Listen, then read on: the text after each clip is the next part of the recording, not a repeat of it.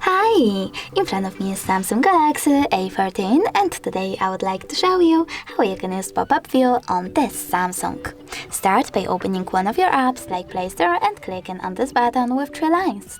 Now you need to click on the icon of an app and select Opening Pop-up View. Following that, you can use your app in this little window over here. If you wish to place it somewhere else, you can do that by holding this blue line and placing it wherever you wish to. If you wish to make it small, click on Home button. If you wish to access it, tap on the bubble. If you want to use it to overlay other apps, you can do that by tapping on the other app and operating in both of them.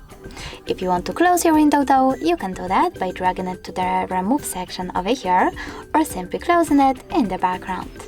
Thanks so much for watching. If you enjoyed this video, leave a like, comment and subscribe. Bye!